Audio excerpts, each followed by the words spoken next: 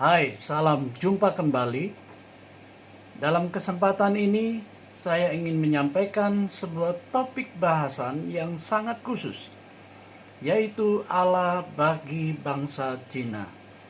Cina adalah bangsa yang besar, yang berpenduduk sekitar 1/5 dari seluruh populasi dunia.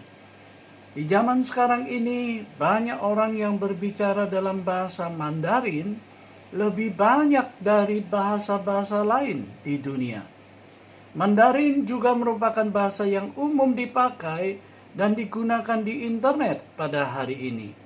Dan bersama dengan Yahudi, Cina adalah peradaban yang paling tua serta yang paling lama bertahan.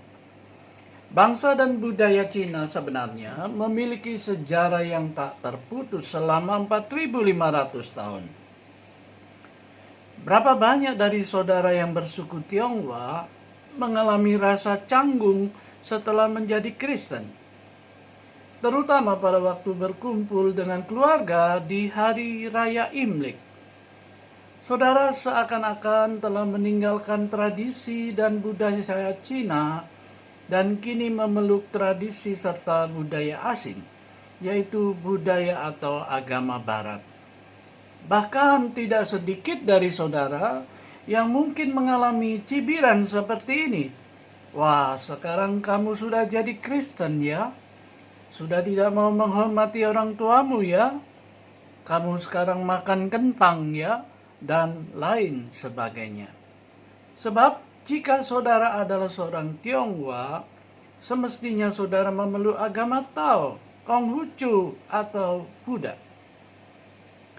Jujur saya ingin mengatakan bahwa Taoisme, Konfusianisme, dan Buddhisme adalah agama-agama yang besar. Ada begitu banyak orang dan bahkan jutaan pengikut dari ketiga agama ini. Tetapi hari ini saya ingin memberikan klarifikasi dan afirmasi bahwa bangsa Cina memiliki catatan sejarah yang tak terputus selama 4.500 tahun lamanya. Jadi kalau ditarik mundur dari tahun 2020 sekarang ini, maka sejarah Cina sudah ada sejak tahun 2500 sebelum Masehi. Taoisme baru muncul di abad ke-6 sebelum Masehi. Konfusianisme dan Buddhisme muncul di abad ke-5 sebelum Masehi. Maka pertanyaan yang besar sekarang ini adalah, bagaimana dengan masa 2500 tahun tersebut? Apa yang dipercayai oleh orang Cina? Dan hal yang sangat menarik adalah bahwa kita memiliki catatan sejarah yang akurat. Ternyata bangsa Cina yang mula-mula adalah menyembah satu Allah yang maha tinggi dan bukan kepada banyak atau belasan Allah atau dewa-dewi. Mereka menyembah Allah yang bernama Shangti. Dan kalau kita memperhatikan catatan sejarah, ternyata Shangti adalah sama dengan Allah di dalam Perjanjian Lama. Setara di dalam natur, sifat, dan kuasanya. Dan sementara orang-orang Israel menyebut Allah sebagai Yahweh, orang-orang Cina kuno memanggilnya Shangti, Raja yang bersemayam di atas, Allah yang maha tinggi. Beberapa dari mereka ada yang menyebutnya Tien atau Shangtian. Dan kalau kita memperhatikan karakter kata dari tulisan Tien, maka segala sesuatu yang besar atau ta dalam bahasa Mandarin, ia pasti lebih besar dari diri manusia yang maha tinggi. Maka Perjanjian Lama menyebutnya Allah yang maha tinggi. Seorang sejarawan Cina yang bernama Sima Qian dalam catatan klasiknya mencatat tentang seorang raja yang bernama Huang Ti atau Raja Kuning. dan ialah yang dipercaya sebagai cikal bakal dari bangsa Han.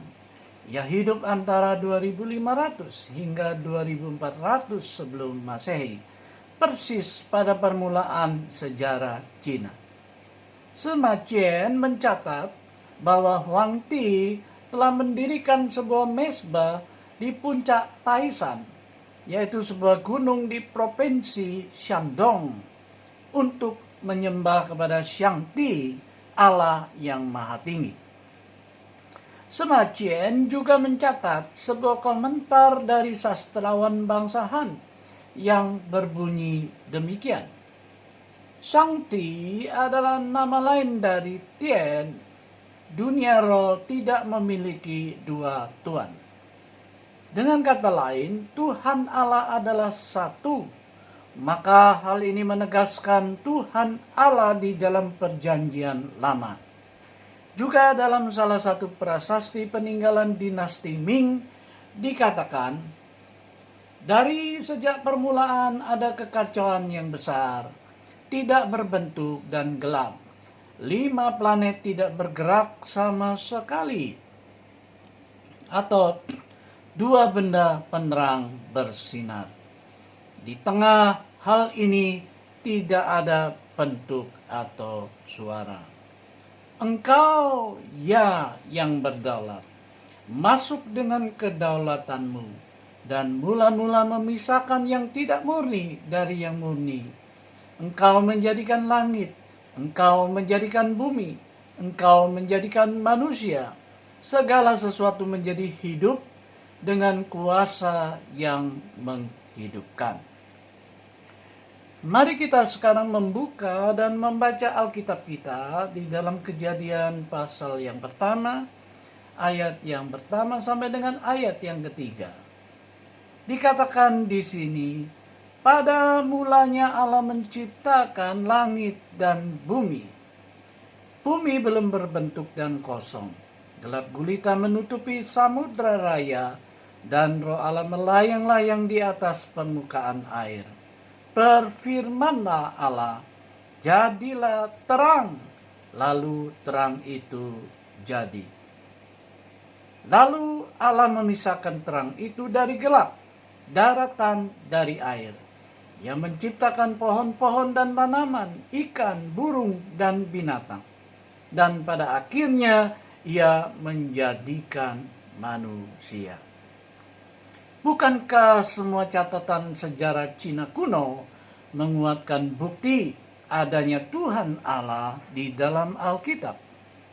Tidakkah kita lihat di sini bahwa sebelum ada ibadah, sebelum muncul agama-agama Tao, Konghucu, dan Buddha, sebelum ada kuil dan mezbah untuk menyembah kepada Allah atau dewa, selama 2500 tahun, orang-orang Cina kuno sudah mengenal dan menyembah kepada Yang Maha Tinggi, pencipta langit dan bumi, yang bernama Shangti, yang sama di dalam natur, sifat dan kuasanya dengan Tuhan Allah dalam perjanjian lama. Sekarang memang tidak ada yang tahu kapan tulisan Mandarin dimulai.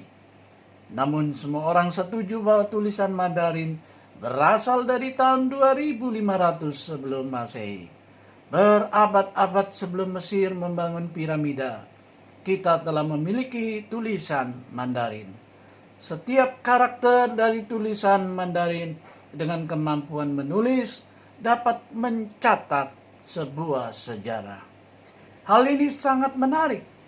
Sejak mereka dapat menulis dan mencatat sejarah, ada beberapa peristiwa global yang terjadi dan dapat diingat. Selama masa yang sama di tahun 2500 sebelum Masehi, kita mengingat adanya penciptaan, air bah, dan menara Babel. Dan jika semua peristiwa ini benar-benar terjadi, maka Alkitab bukanlah sebuah buku dongeng. Sebab semua orang yang hidup di masa tersebut tentunya dapat mengingat semua peristiwa besar tersebut dan mencatatnya. Sekarang, tulisan Mandarin adalah unik. tidak ditulis sebagai huruf, melainkan dalam bentuk gambar atau piktografi, sehingga dapat menangkap dan mengungkap sebuah peristiwa. Maka jika semua peristiwa besar tersebut sungguh-sungguh terjadi, dan semua orang Cina kuno adalah keturunan dari Menara Babel, maka mereka pasti dapat mengingat dan mencatat semuanya itu. Mari kita mulai dengan penciptaan di dalam Kejadian pasal yang pertama ayat 26 yang berbunyi, baiklah kita menjadikan manusia menurut gambar dan rupa kita.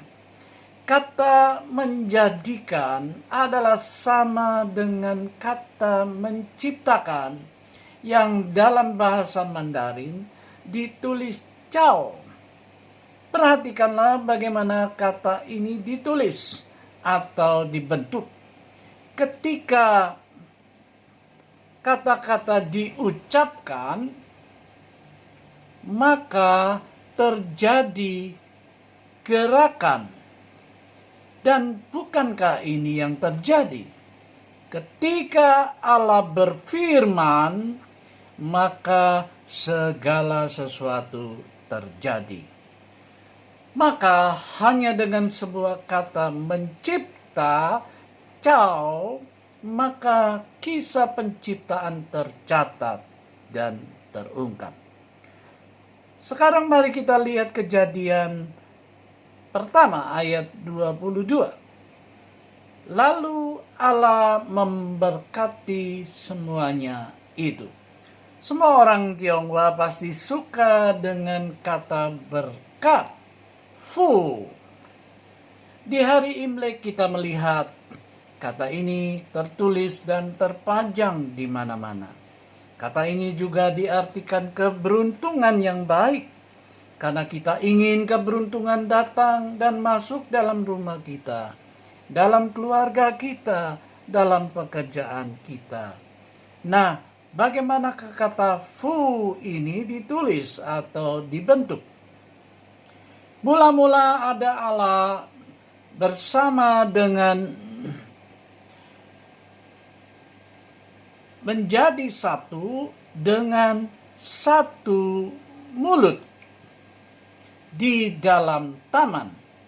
Maka terbentuklah atau terciptalah berkat atau kemakmuran. Jadi berkat atau kemakmuran bagi orang-orang Cina kuno bukan hanya semata-mata uang atau materi, tetapi juga Allah dalam hubungannya dengan manusia, di dalam sebuah taman yang subur, di dalam keluargamu yang bertumbuh, atau di dalam pekerjaanmu yang berkembang. Mari kita lihat lagi Kejadian 2 ayat 15. Tuhan Allah mengambil manusia itu dan menempatkannya dalam Taman Eden untuk mengusahakan dan memelihara taman itu. Bagaimana kata taman Yuan ini ditulis atau dibentuk? Mula-mula Allah mengambil tanah liat, lalu menghembusi dengan mulut nafasnya ke atas dua orang, seorang laki-laki dan seorang perempuan, dan menempatkan mereka ke dalam sebuah taman. Mari kita lanjutkan dengan Kejadian 2 ayat 16 dan 17. Lalu Tuhan Allah memberi perintah ini kepada manusia. Semua pohon dalam taman ini boleh kau makan buahnya dengan bebas. Tetapi pohon pengetahuan tentang yang baik dan yang jahat itu, janganlah kau makan buahnya. Sebab pada hari engkau memakannya, pastilah engkau mati. Di sini Allah menghentikan manusia, melarang mereka. Dan kata melarang di dalam bahasa Mandarin adalah Chin. Inilah cara menulis atau membentuk kata Chin. Allah menempatkan manusia, Adam dan Hawa ke dalam taman, yaitu yang ada pohonnya. Dan Allah memberikan pernyataan tentang pohon, jangan makan buah dari pohon itu, sebab ketika engkau memakannya, niscaya engkau akan mati. Mengapa dua pohon? Sebab di dalam Taman Eden ada pohon kehidupan dan pohon pengetahuan tentang yang baik dan yang jahat.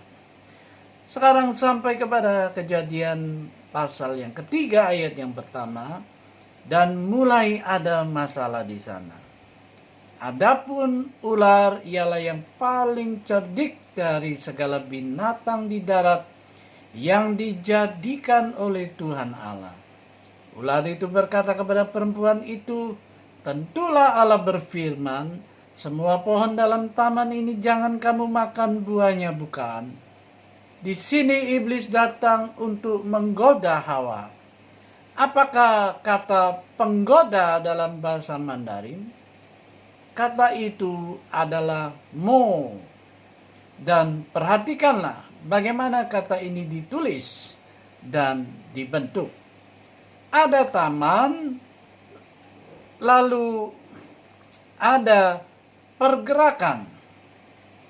Seseorang mendatangi manusia secara diam-diam. Inilah kata untuk iblis, kue, yang juga berarti mencurigakan.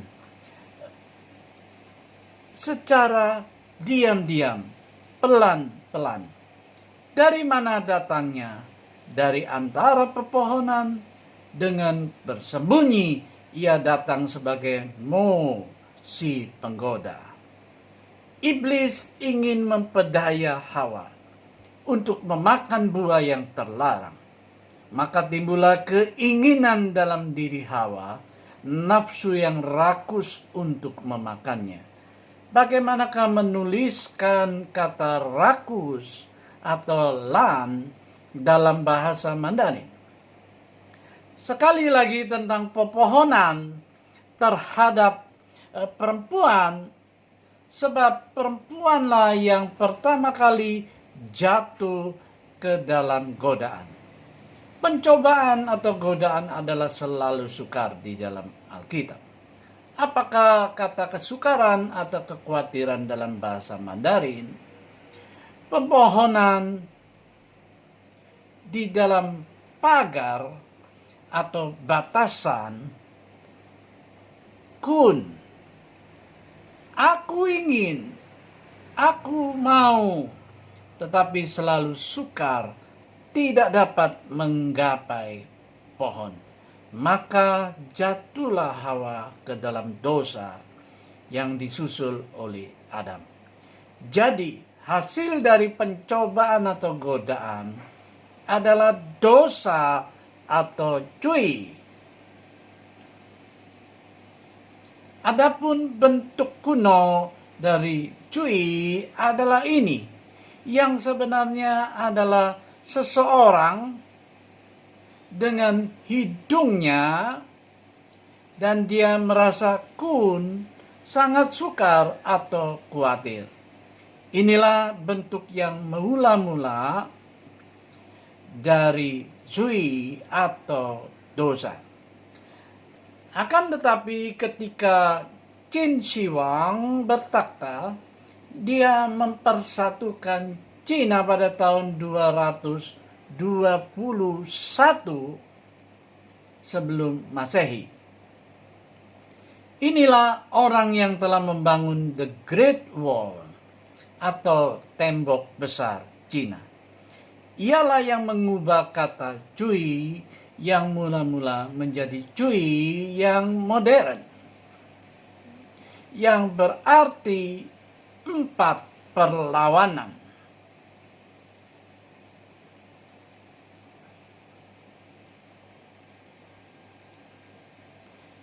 Qin Shi Huang bukanlah seorang Kristen. Oh ya, tidak semua raja atau kaisar Cina adalah non-Kristen. Sebab tidak sedikit adalah orang-orang yang percaya Tuhan. Tetapi meski Qin Shi Huang bukan orang Kristen, rupanya dia digerakkan oleh Tuhan. Mengapakah kata dosa Sui ditulis atau dibentuk menjadi 4 perlawanan atau 4 pertentangan? Jawabnya adalah sebab ada 4 pertentangan di dalam Kejadian pasal 3. Lihatlah ayat yang pertama. Si iblis berkata, tentulah Allah berfirman, semua pohon dalam taman ini jangan kamu makan buahnya, bukan? Tentu saja hal ini tidak benar. Hal ini bertentangan dengan firman Allah. Sebab Allah berkata, engkau hanya tidak boleh memakan buah dari satu pohon saja. Ini adalah pertentangan yang pertama. Pertentangan yang kedua di dalam ayat kedua. Hawa menjawab, Allah berfirman, jangan kamu makan ataupun raba buah itu, nanti kamu mati.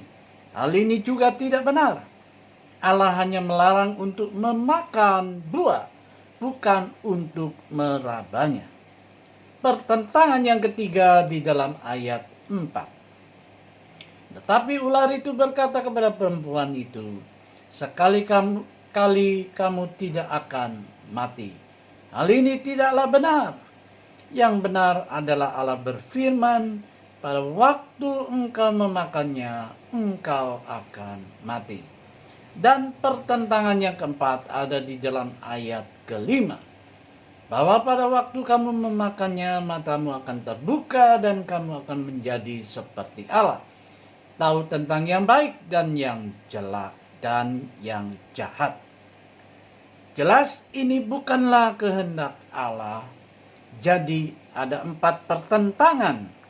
Inilah kata Zui yang pertama kali ditulis, yang mengandung 4 pertentangan yang memimpin kepada dosa. Mari kita sekarang melihat Kejadian pasal 3 ayat yang ke-7. Maka terbukalah mata mereka berdua dan mereka tahu bahwa mereka telanjang. Bagaimanakah menuliskan kata telanjang atau lo? Perhatikanlah bahwa kata ini berkaitan dengan mengenakan pakaian. Penutup badanmu telah hilang karena engkau memakan buah yang terlarang. Sekarang perhatikanlah ayat ke-8.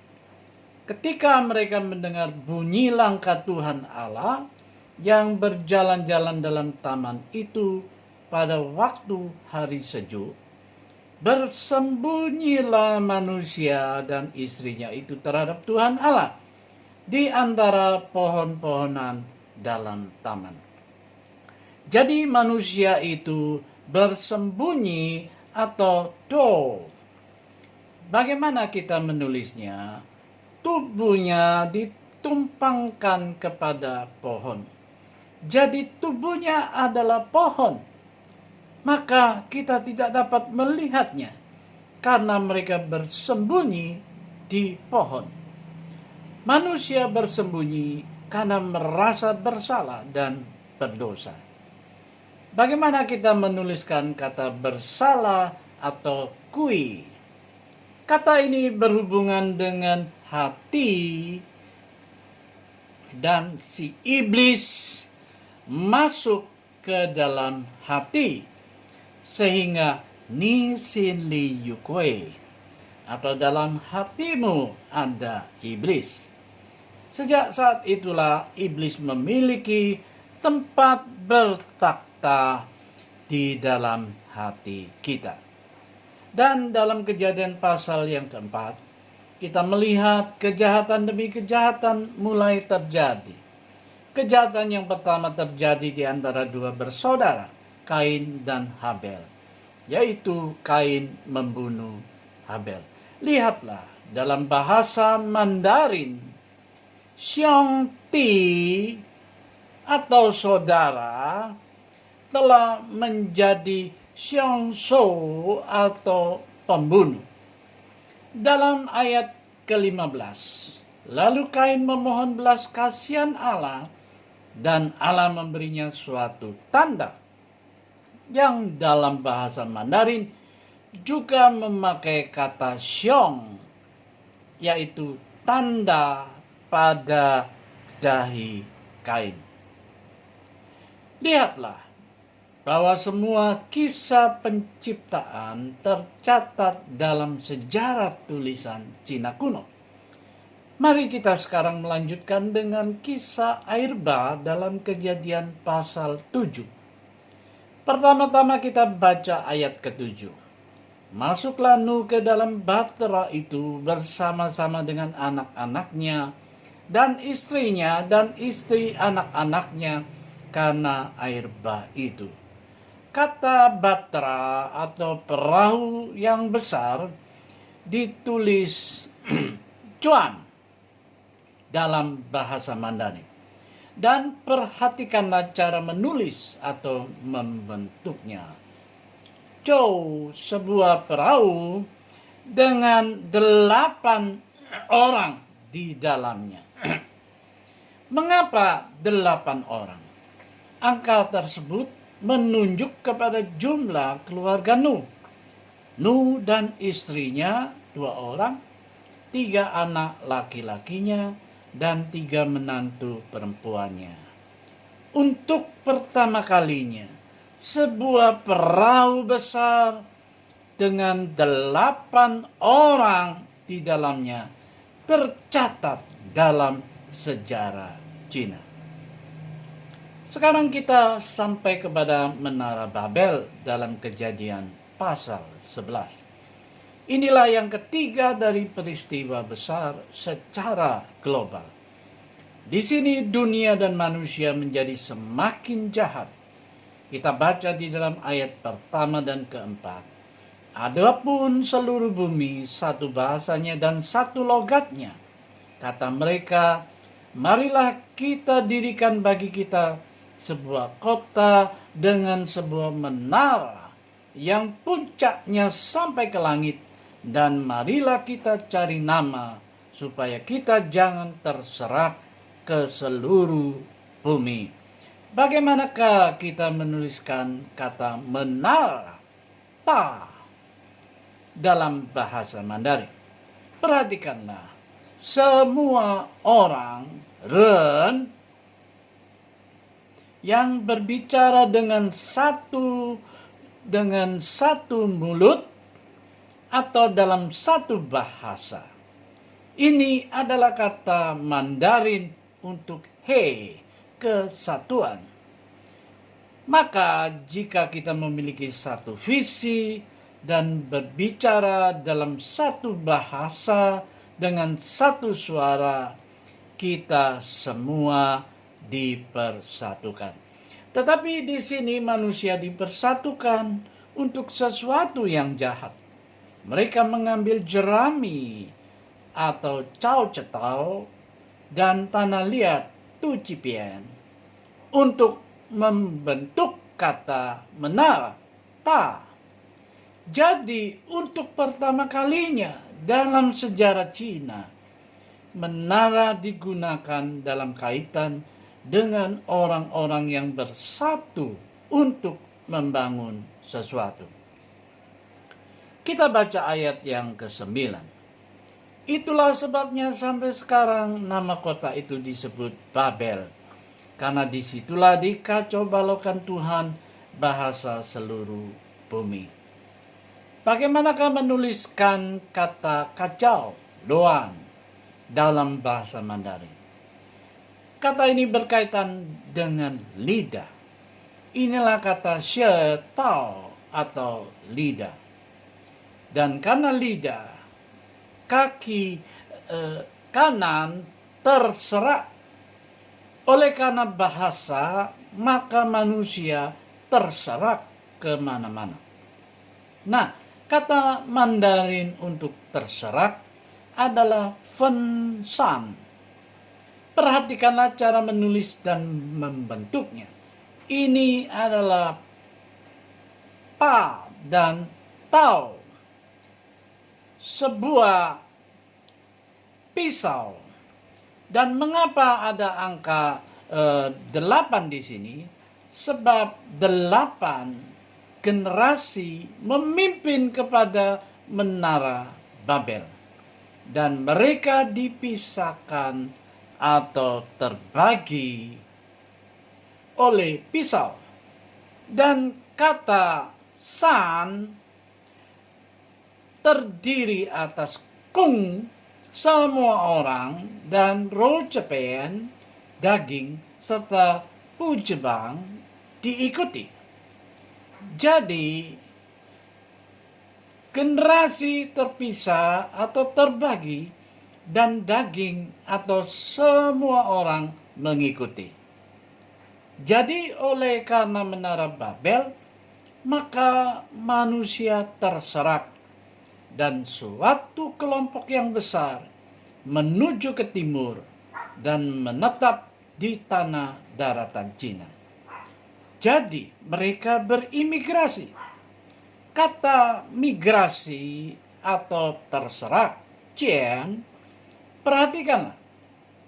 Ada sebuah migrasi yang besar, ta, dan kata se yang berarti terbagi.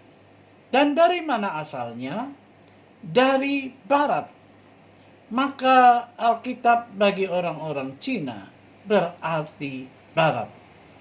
Ingatlah bahwa kita memiliki sebuah dongeng Cina tentang Dewa Kera, Sen Ugong atau Sun Gokong yang pergi ke barat untuk mencari kitab suci. Di manakah barat itu? Barat bukanlah Amerika atau Inggris, tetapi Tibet. Jadi Alkitab bagi orang-orang Cina adalah barat. Terjadi perpecahan atau pembagian dan semua orang terserak. Jadi semua orang terserak dan menetap di daratan Cina. Kaisar Wang Ti adalah salah satu dari keturunan mereka. Dan pada zamannya karakter Mandarin diciptakan. Dan semua hal ini dicatat dalam sejarah. Dan mereka tidak hanya mencatat sejarah.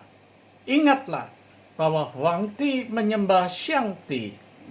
Jadi sebenarnya sudah ada konsep bahwa Allah tidak mau menghilangkan hubungannya dengan manusia meskipun mereka terjatuh ke dalam dosa. Jadi apa yang Allah lakukan? Perjanjian Lama menjelaskan bahwa Allah melembagakan sebuah sistem pengorbanan darah. Bagaimanakah kita menuliskan kata pengorbanan? Apa yang diperbuat Allah? Kitab Ibrani menjelaskan. Kitab Imamat menjelaskan. Allah berfirman, ambillah lembu, ambillah domba. Tetapi harus yang tanpa cacat, syu, sempurna. Sembelilah dengan sebuah tombak, persembahkanlah korban. Lihatlah bahwa konsep tentang pengorbanan sudah ada di dalam sebuah kata. Dengan kata lain, sembelilah, bakarlah, dan ambillah darahnya. Dan tahukah saudara bentuk kata kuno dari darah? Sebuah gambar bejana dengan tetesan darah di dalamnya. Inilah sebuah bejana atau mangkok Cina dengan darah di dalamnya. Tetapi kata ini telah berubah dan diubah dengan kata xie, sebuah bejana. Bawalah itu kepada Allah sebagai korban persembahan bagi pengampunan dosamu. Akhirnya, Yesus Kristus adalah Sang Anak Domba Allah yang dikirim oleh Allah sendiri untuk menjadi Juru Selamat dunia. Haleluya. Kita tahu bahwa Kristus datang untuk memberi kita kebenaran, yaitu seekor domba ke atas kita. Kita memang orang Kristen dan Tuhan mengasihi seluruh dunia. Tapi bagaimana dengan orang-orang Cina? Jika saudara diberi suatu kesempatan, beritahukanlah, ceritakanlah, dan jelaskanlah apa yang baru saja saya jelaskan ini. Kata kebenaran ini berusia ribuan tahun lamanya, jauh bahkan sebelum Yesus lahir ke dunia. Bagaimanakah kita menuliskannya? Mula-mula kita mengambil seekor domba, menggunakan tangan, mengambil tombak, lalu menusuknya. Jadi, tradisi Cina sudah menubuatkan bahwa Allah akan mengirimkan dombanya dan orang-orang akan mengambil tombak dengan menggunakan tangan mereka lalu menikamnya. Dan itulah yang terjadi kepada Yesus Kristus di atas Bukit Kalvari.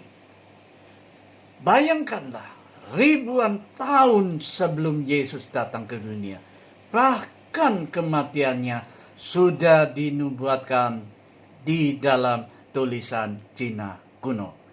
Dalam bahasa Mandarin modern, kata kebenaran ditulis I, darah, dan salib. Darah di atas kayu salib. Jadi, sesungguhnya tanpa diketahui atau disadarinya, orang-orang Cina kuno sudah lama menantikannya. Jauh sebelum Taoisme, jauh sebelum Konfusianisme dan Buddhisme muncul, sudah tersurat di dalam sejarah sebuah konsep bahwa suatu hari Allah akan mengutus anak domba yang sempurna, yang mati di atas kayu salib, yang ditikam lambungnya, dan darahnya akan menjadi korban persembahan bagi segala dosa kita. Bayangkanlah bahwa saudara-saudara orang Tionghoa tanpa diketahui dan disadarinya telah bertumbuh dengan konsep ini dan menuliskan sejarah Allah di dalam hatimu. Tanpa sadar, saudara telah mengulangi sejarah di dalam Alkitab. Yohanes 3:16 berbunyi, karena begitu besar kasih Allah akan dunia ini, sehingga ia telah mengaruniakan anaknya yang tunggal, supaya setiap orang yang percaya kepadanya tidak binasa, melainkan beroleh hidup yang kekal. Kata kekal, yong, dalam bentuk kuno adalah ditulis demikian. Ketika sang domba datang, ia akan membersihkanmu seperti air yang mengalir, maka dosa-dosamu dihapuskannya. Hari ini kita menggunakan bentuk kata yang hampir sama, yaitu ketika darah tercurah, maka ia akan membasuhmu seperti air, maka segala dosamu dihapuskan menjadi putih seperti salju. Haleluya. Bagaimanakah kita diselamatkan pada hari ini? Melalui iman. Roma 10 ayat 9 berbunyi, sebab jika kamu mengaku dengan mulutmu bahwa Yesus adalah Tuhan dan percaya dalam hatimu bahwa Allah telah membangkitkan dia dari antara orang mati, maka kamu akan diselamatkan. Apakah iman atau sin itu? Iman adalah ketika seseorang menggunakan mulutnya untuk mengaku, dan pengakuan itu akan membawa kepada iman yang akan memimpin kepada anugerah dan yang memimpin kepada keselamatan. Haleluya. Maka saudara-saudaraku orang Tionghoa, jika suatu hari ada orang yang berkata kepadamu bahwa seorang Tionghoa seharusnya memeluk agama Tao atau Konghucu atau Buddha, jawablah tidak. Sebab lama dan jauh sebelum sebuah agama dan kepercayaan itu muncul, kita sudah memiliki semua kepercayaan dan keyakinan tentang Tuhan Allah yang Esa.